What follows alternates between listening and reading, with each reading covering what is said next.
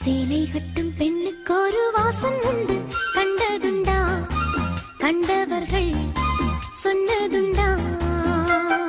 சேலை கட்டும் பெண்ணுக்கு ஒரு வாசம் உண்டு, கண்டு கொண்டே கண்களுக்குள் பள்ளி கொண்டே.